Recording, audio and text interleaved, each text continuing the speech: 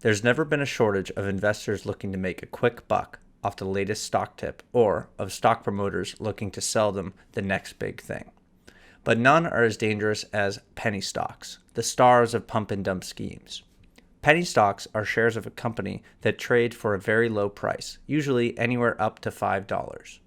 Their price tends to fluctuate widely, which is what attracts investors looking to get a very high return very quickly. These stocks tend to belong to companies that have small market capitalizations, little to no profits, and limited public domain information or financials. This makes them a lot more susceptible to price manipulation and pump and dump schemes, since they are often traded over the counter and not on recognized exchanges. As a result, they are less regulated and require less disclosure.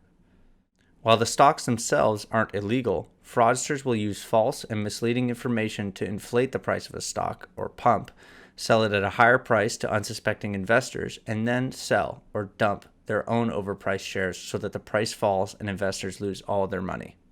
The SEC and the Financial Industry Regulatory Authority have specific rules to define and regulate the sale of penny stocks. Both of these entities were created in part to provide oversight directly as a result of the 1929 crash, and the SEC has been trying to ensure fair trading ever since.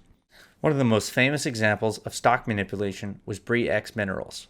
The Canadian mining company's stock was valued at a penny before its geologists falsified a record gold discovery, which catapulted Bre-X market cap to $6 billion. When he disappeared and was later found dead, the stock plummeted and eventually went to zero. In the US, Enron engaged in a massive pump and dump scheme among various other illegal activities, using anonymous messages on online chat boards to suggest an inflated stock price for the company's shares, and used questionable accounting practices to overstate earnings so that more than 24 executives were able to sell their overvalued stock for more than $1 billion before the company went bankrupt. Enron is a rare example because the company wasn't a penny stock when the pump and dump happened, but the principles remain the same. There are now bulk emails or subscription-based sites that work as the most effective way to hype shares of little-known companies. AwesomePennyStocks.com promoted at least 39 different companies and their stock between 2009 and 2013 according to emails sent to investors. The value of those 39 stocks increased by more than $3 billion while Awesome Penny Stocks was promoting them. Most of the shares went on to trade for less than 1 cent each, and the company shuttered its operations in October of 2013.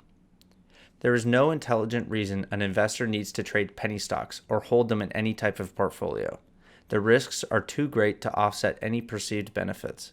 The draw of penny stocks has always been about cashing in quickly, but anytime something seems too good to be true, chances are that's because it is.